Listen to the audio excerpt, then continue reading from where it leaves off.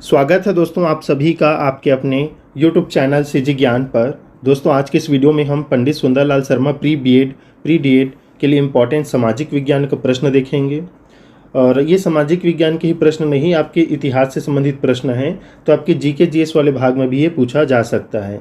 मतलब सभी विद्यार्थियों के लिए इम्पोर्टेंट है, लेकिन खासकर जो सामाजिक विज्ञान है उसमें अधिक प्रश्न आने की संभावना है, क्योंकि 20 प्रश्न सामाजिक विज्ञान में पूछा जाएगा, तो उसमें ज़्यादा संभावना है। लेकिन आपके लिए ये सभी विद्यार्थियों के लिए मतलब इम्पॉर्टेंट है, तो ज़रूर देखिएगा लास्ट तक।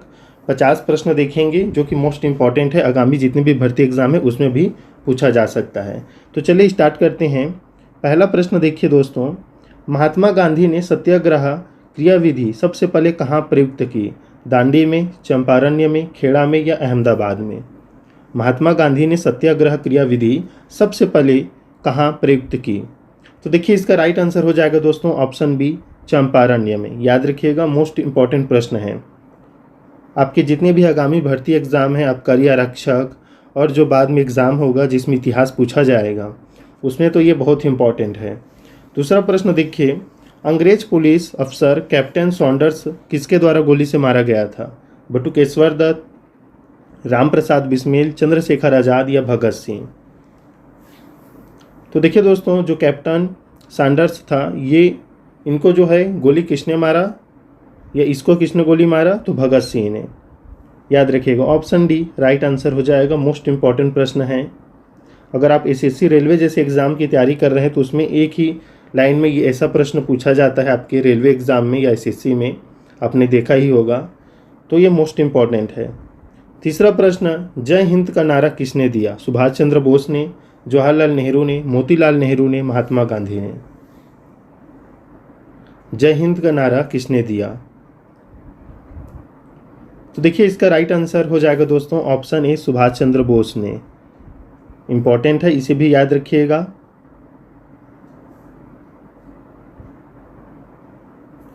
अगला प्रश्न, निम्नलिखित में से किस वर्ष में मुस्लिम लीग ने एक पृथक राष्ट्र का संकल्प मतलब पाकिस्तान प्रस्ताव स्वीकार किया था?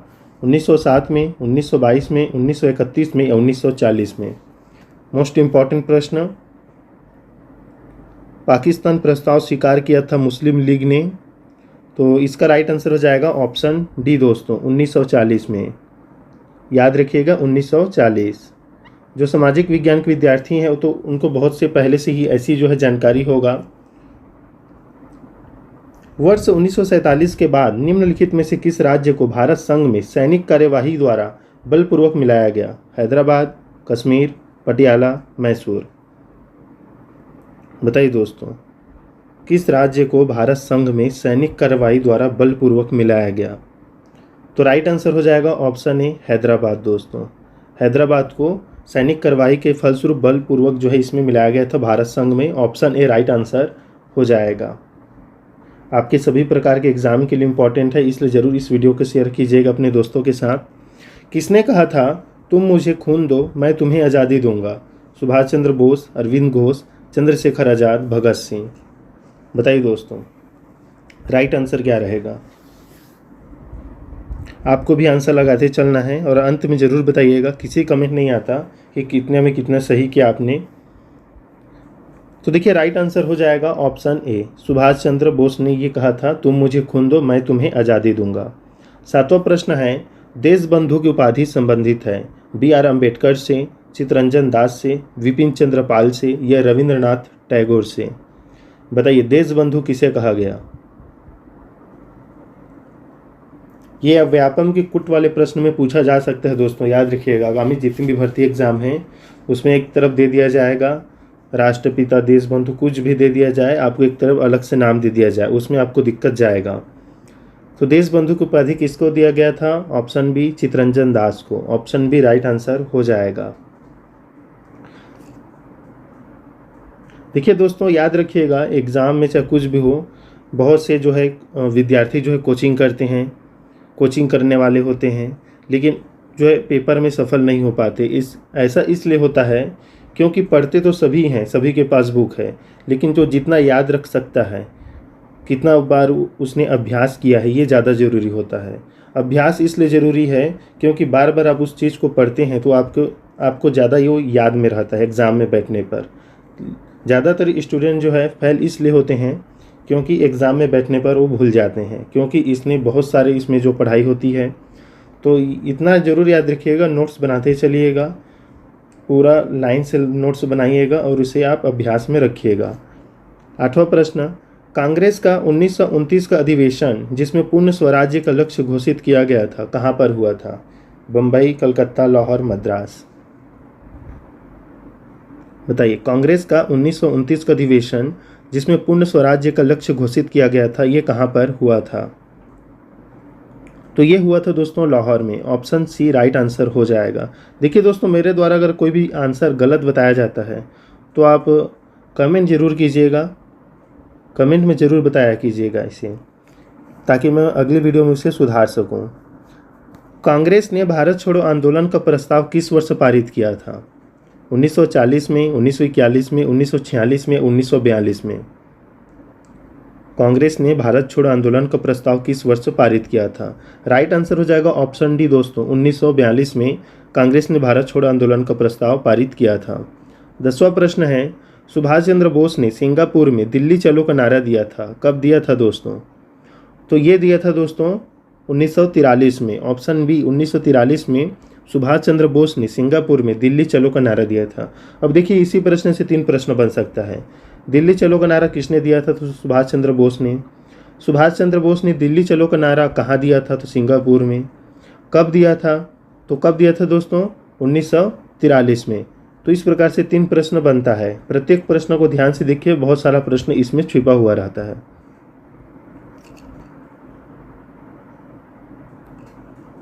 11वां प्रश्न देखिए, सुमेलित करना है। अब्दुल गफ्फार खां दिया है सुभाष चंद्र बोस, मोहनदास करमचंद गांधी, रविन्द्रनाथ टैगोर। एक तरफ दिया है महात्मा गांधी, सीमांत गांधी, नेताजी, गुरुदेव। बताइए इसका राइट आंसर क्या रहेगा?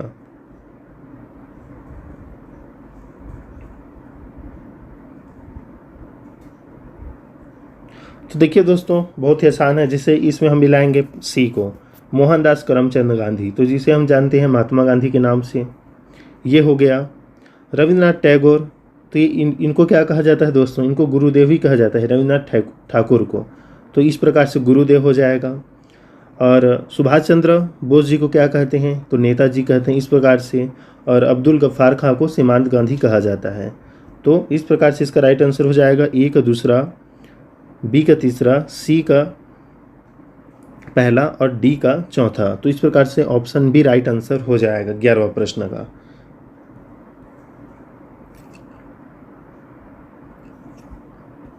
देखिए, हम जो है इस बार जो अभी पंडित सुंदरलाल शर्मा के लिए रीजनिंग का भी वीडियो ज़्यादा नहीं करा पाए हैं।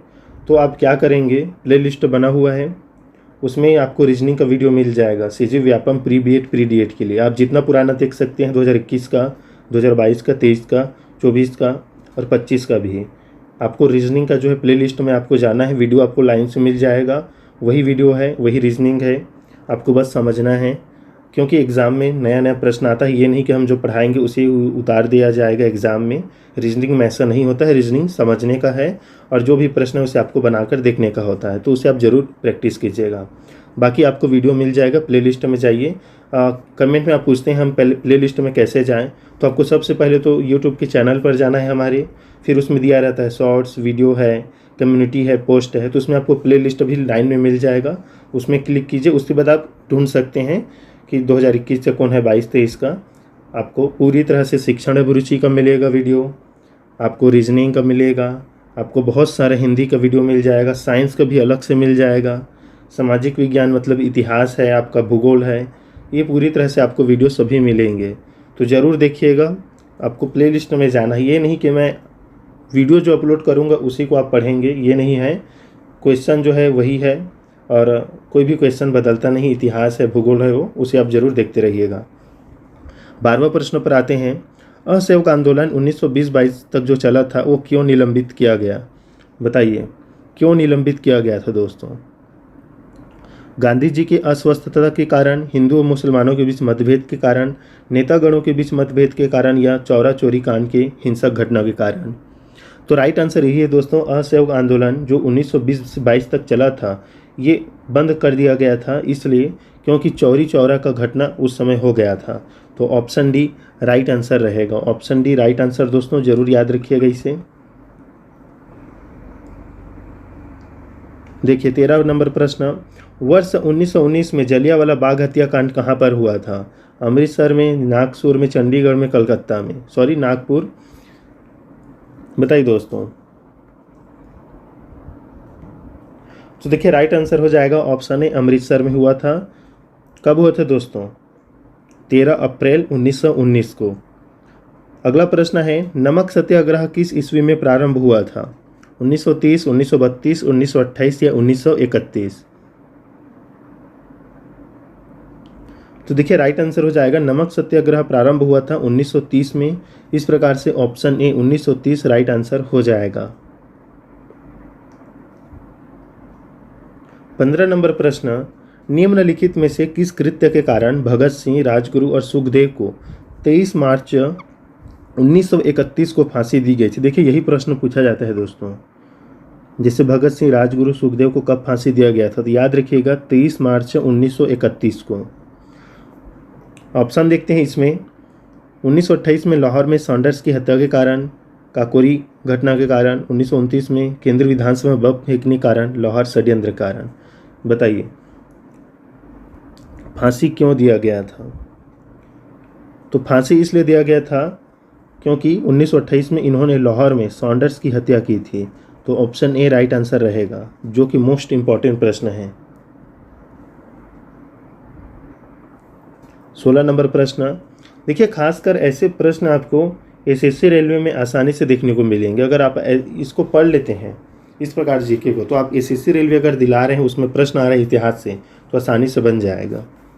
निम्नलिखित में से किस अधिनियम के तहत बिना मुकदमा और दोष सिद्ध के ही विधि न्यायालय ने किसी भी व्यक्ति को कैद करने का प्राधिकार सरकार को दिया गया था?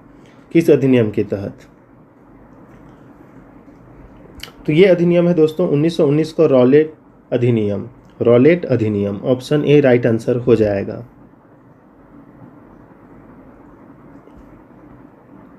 गांधी इरविन समझौता जो कि 5 मार्च 1931 से संबंधित है, बताइए ये किससे संबंधित है? भारत छोड़ो आंदोलन, सविनय अवज्ञा आंदोलन, असहयोग खिलाफत आंदोलन या रॉलेट आंदोलन? तो देखिए गांधी इरविन समझौता ये संबंधित है सविनय अवज्ञा आंदोलन। ऑप्शन बी राइट आंसर है, याद रखिएगा ऑप्शन बी सही उत्तर है इसमें। स्वतंत्र भारत के प्रथम महाराज्यपाल गवर्नर जनरल कौन थे? Lord Attlee, Lord Mountbatten, C Rajagopalachari, Rajendra Prasad? तो देखिए स्वतंत्र भारत के दोस्तों प्रथम महाराज्यपाल मतलब गवर्नर जनरल थे Lord Mountbatten. Option B Mountbatten right answer हो जाएगा। किस अधिनियम में पहली बार भारत के लिए संघीय संरचना प्रस्तुत की गई थी? पहली बार भारत के लिए संघीय संरचना प्रस्तुत की गई, तो इसका राइट आंसर हो जाएगा दोस्तों ऑप्शन सी 1935 का अधिनियम में। 1935 का अधिनियम, संघीय संरचना। अगला प्रश्न, काकोरी ट्रेन डकैती कांड के नायक कौन थे? मोस्ट इंपॉर्टेंट प्रश्न है। राम प्रसाद बिस्मिल, भगत सिंह, बटुकेश्वर दत्त या बरकतुल्ला? बताइए काकोरी ट्रेन डकैती कांड के नायक कौन थे? राइट आंसर हो जाएगा दोस्तों ऑप्शन ए राम प्रसाद बिस्मिल। याद रखिएगा मोस्ट इंपॉर्टेंट प्रश्न है ये। प्रश्न है अगला, 1919 के अधिनियम में द्वैत शासन धारणा को जिस व्यक्ति ने परिचित कराया वे कौन थे? Montagu, Tej Bahadur Sapru, Minto, Chelmsford? Right answer हो जाएगा दोस्तों option D Chelmsford.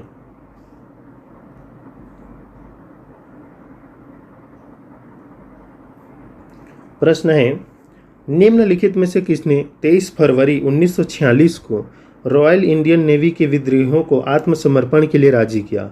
Mahatma Gandhi ji ने, जवाहरलाल नेहरू एवं अब्दुल कलाम आज़ाद ने, वल्लभ भाई पटेल एवं मोहम्मद अली जिन्ना ने, मोरारजी देसाई एवं जेबी कृपलानी ने? राइट आंसर हो जाएगा दोस्तों इसका ऑप्शन सी वल्लभ भाई पटेल एवं मोहम्मद अली जिन्ना ने। याद रखिएगा ऑप्शन सी राइट आंसर रहेगा। 23 नंबर प्रश्न है, 20 सितंबर 1932 को यवर्धा जेल में महात्मा गांधी ने आमरण अनशन किसके विरोध में किया था? किसके विरोध में किया था? ऑप्शन देखिए दोस्तों, सत्याग्रहों पर ब्रिटिश दमन के विरुद्ध, गांधी इरविन पैक्ट के उल्लंघन के विरुद्ध, रैमसे मैकडोनाल्ड के सांप्रदायिक पंचायत के विरुद्ध, या कलकत्ता में सांप्रदायिक दंगे के विरुद्ध। तो ये हुआ था दोस्तों आपके ऑप्शन सी, रैमसे मैकडोनाल्ड के सांप्रदायिक पंचायत के विरुद्ध। ऑप्शन सी राइट आंसर हो जाएगा।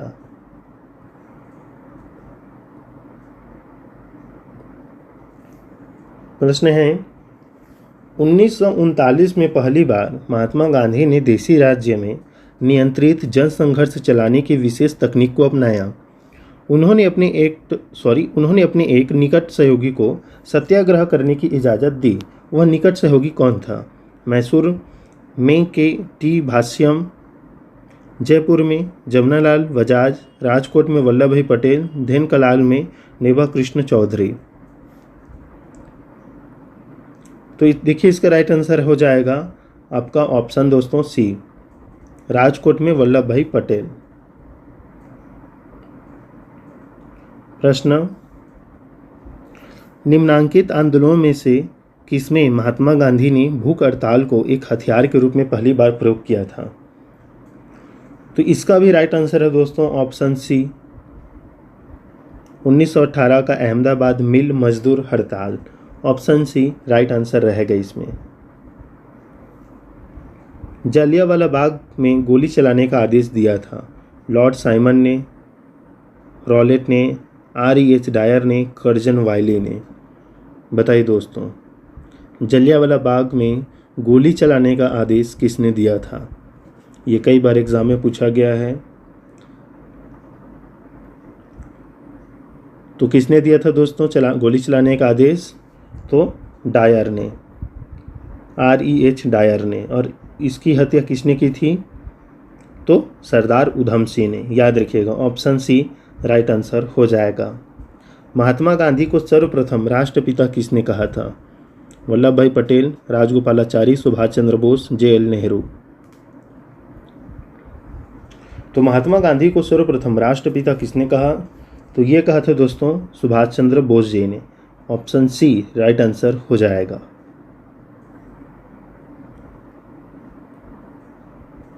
प्रश्न है, क्रिप्स मिशन 1942 के असफल होने का सबसे महत्वपूर्ण कारण कौन सा था? तो देखिए इसका असफल होने का कारण था दोस्तों ऑप्शन डी, क्रिप्स का ग्रहण करने या छोड़ देने वाला दृष्टिकोण। ऑप्शन डी राइट आंसर हो जाएगा। 29 नंबर प्रश्न, भारतीय राष्ट्रीय कांग्रेस के सबसे अधिक समय तक अध्यक्ष कौन रहे?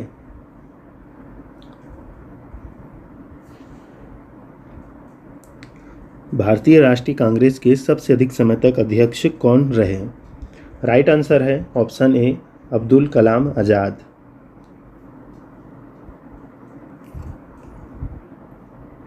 जब 15 अगस्त 1947 को भारत ने पहली आज़ादी का जश्न मनाया तब महात्मा गांधी थे।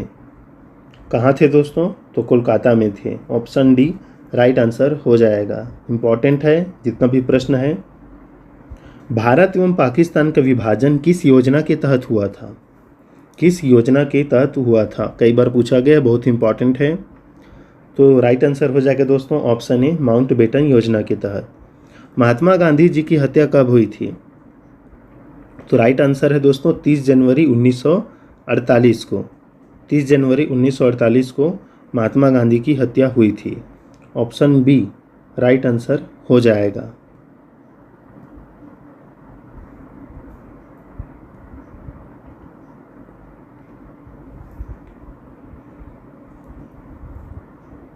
देखिए प्रश्न अगला, कौन सा भारतीय स्वतंत्र भारत का पहला गवर्नर जनरल था या बना?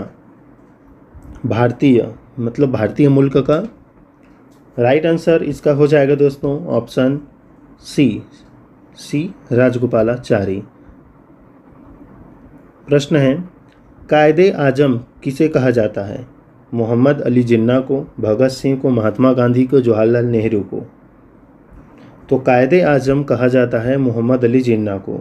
ऑप्शन ए राइट आंसर रहेगा।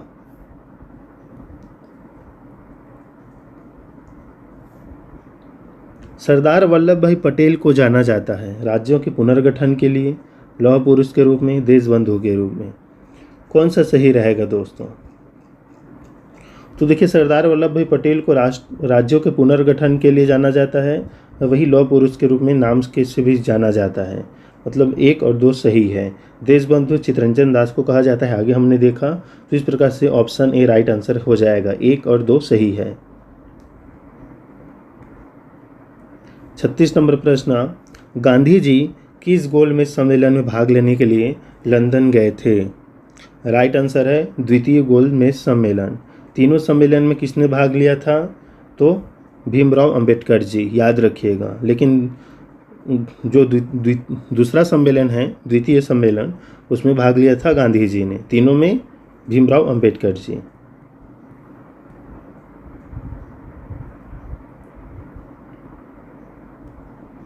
प्रश्न है अगला, असहयोग आंदोलन शुरू करने के समय भारत के वायसराय कौन थे? असहयोग आंदोलन शुरू करने के समय भारत के वायसराय कौन थे? राइट आंसर हो जाएगा Lord Chelmsford. Option D right answer रहेगा दोस्तों। भारतीय स्वतंत्रता आंदोलन के दौरान चर्चित पुस्तक इंडिया फॉर इंडियंस के लेखक थे। इंडिया फॉर इंडियंस के लेखक थे तो कौन थे? ऑप्शन सी चित्तरंजन दास जी, याद रखिएगा। और असहयोग आंदोलन शुरू करने के समय भारत का viceroy Lord Chelmsford. Most important प्रश्न है ये। पंजाब के भूतपूर्व लेफ्टिनेंट गवर्नर माइकल ओडायर की हत्या किसने की थी? हमने अभी आगे बताया था किसने किया था, तो सरदार उधम सिंह ने। ऑप्शन सी राइट आंसर हो जाएगा। ये डायर जिसने जलियांवाला बाग में हत्या मतलब गोली चलाने का आदेश दिया था, हत्याकांड का आदेश दिया था। 40 नंबर प्रश्न है, साइमन कमीशन का भारत आगमन किस वर्ष में हुआ था? बताइए दोस्तों। तो राइट आंसर हो जाएगा साइमन कमीशन भारत कब आया? तो 1928 में। ऑप्शन बी राइट आंसर हो जाएगा। भारतीय कम्युनिस्ट पार्टी का अस्तित्व किस वर्ष में आया? तो इसका राइट आंसर है दोस्तों 1921 में। महात्मा गांधी के राजनीतिक गुरु कौन थे? मोस्ट इंपॉर्टेंट प्रश्न, कई बार पूछा गया है और बहुत ही आसान जवाब है अगर आपने पढ़ा है ये तो राजनीतिक गुरु थे उनका गोपाल कृष्ण गोखले जी। ऑप्शन डी राइट आंसर हो जाएगा। सारे जहां से अच्छा हिंदुस्तान हमारा के रचनाकार कौन है? मोस्ट इंपॉर्टेंट प्रश्न है ये। बताइए दोस्तों, सारे जहां से अच्छा हिंदुस्तान हमारा के रचनाकार कौन है? रहमत अली हैं, भगत सिंह हैं, इकबाल हैं या रविन्द्रनाथ टैगोर जी हैं? तो देखिए राइट आंसर हो जाएगा दोस्तों ऑप्शन बी इकबाल। दीनबंधु के नाम से कौन विख्यात था? दीनबंधु के नाम से कौन विख्यात था?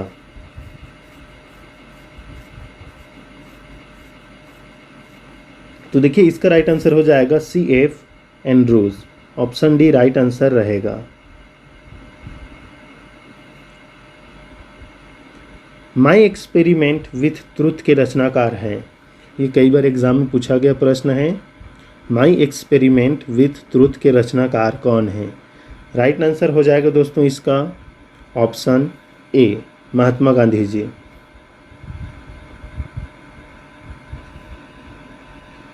क्रमानुसार व्यवस्थित करना है हमें, तो राइट आंसर हो जाएगा ऑप्शन डी। इसमें दूसरा पहला रहेगा, मतलब इसमें असहयोग आंदोलन हुआ था, उसके बाद हुआ था साइमन कमीशन का भारत आगमन, फिर हुआ था गांधी इरविन समझौता और उसके बाद पूना पैक्ट। तो 2-1-4-3 2-1-4-3 ऑप्शन डी राइट आंसर हो जाएगा। किस किस सन में हुआ था दोस्तों आप कमेंट में ज़रूर बताइएगा। दांडी यात्रा में गांधी जी ने कितनी दूरी तय करके नमक कानून का विरोध किया था? मोस्ट इम्पॉर्टेंट प्रश्न है।